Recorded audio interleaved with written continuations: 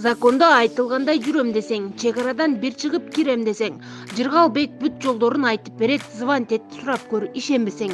Эч ким жок мыйзамды бузуп жыргап кеткен. Наоборот, проблема ырбап кеткен. Кыйналбай туура эле жүрөм десең, түз эле сурап көр Жыргалбектен. Без пересетка, без посредниксиз күн сайын жолго чыгабыз. Ишеничтүү айдоочулар жана таза тыккан унаалар кызматыңыздарда. Чалыңыз 24 саат 7 күн.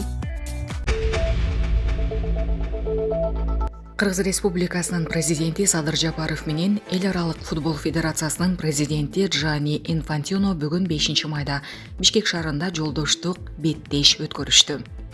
ФИФАнын командасынын курамында уюмдун түзүмдүк жана аймактык бөлүмдөрүнүн жетекчилери, анын ичинде 1998 жылдагы дүйнө чемпиону жана Франция курамасынын курамында 2000 жылдагы Европа чемпиону Юрий Журкаев да ойноду. Президенттик команда курамында министрлер кабинетинин мүчөлөрү, мамлекеттик органдардын жетекчилери, президенттин администрациясынын кызматкерлери ойношту. Таймаштуу оюндун жыйынтыгында жолдоштук беттеште мамлекет башчысынын командасы жеңишке жетишти.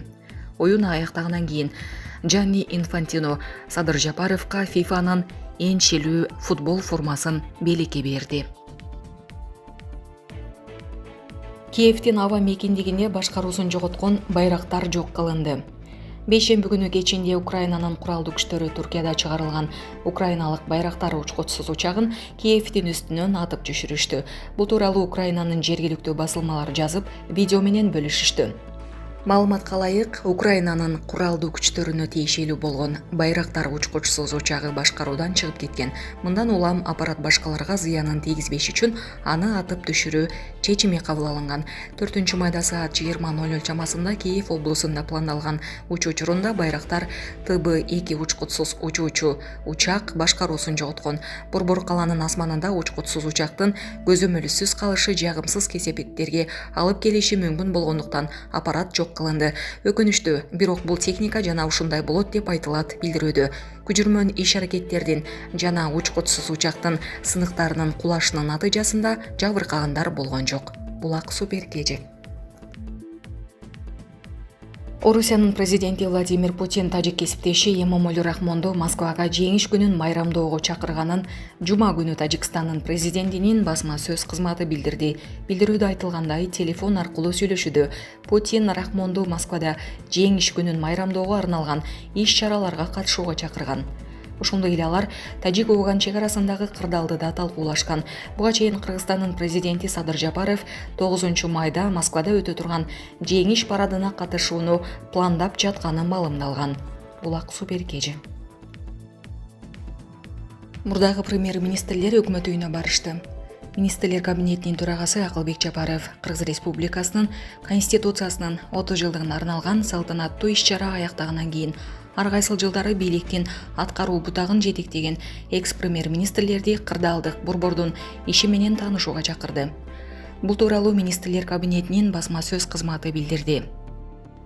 Кырдаал борборунун ишке кириши менен мамлекеттик жана жергиликтүү бийлик органдарынын электрондук инфраструктурасына кирген тутумдарын, ошондой эле өлкөдөгү ири өнөр жай ишканалардын, социалдык объектилердин курулушун, мамлекеттик чек ара жана өткөрүү пункттары аркылуу товарлардын кыймылын реалдуу убакыт режиминде көзөмөлдөө мүмкүнчүлүгү пайда болгонун көрсөттү деп жазылат билдирүүдө. Акылбек Жапаров жүргүзүлүп жаткан реформалар министрлер кабинетинин жакынкы келечектеги максаттары жана милдеттери тууралуу айтып берди. Жолугушууга Апаз Жумагулов, Азимбек Исабеков, Жомарт Отурбаев, Кубатбек Боронов, Турсунбек Чыңгышев катышты. Беле кетсек, мындай жолугушуунун негизги максаты өлкөнүн өнүгүүсү жана бакубаттыгы үчүн күчтөрдү бириктирүү болуп саналат. Булак Супер Кежи.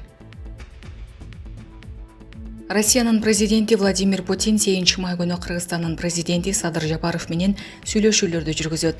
Бул тууралуу РФтин лидеринин маалымат катчысы Дмитрий Песков билдиргенин РИА Новости жазды. Келерки жуманын башталышына даярдык көрүп жатабыз. 8 майда Кыргызстандын президенти Садыр Жапаров расмий сапар менен келе турганын айтканбыз. Россия-Кыргыз сүйлөшүүлөрү жүрөт. Андан соң 9 майда парад болот, деди Песков журналисттерге. Буга чейин Садыр Жапаров жеңиш парадында ардактуу конок болору айтылып, эмне маселелер талкууланары кабарланган. Булак Назар Ньюс кечи.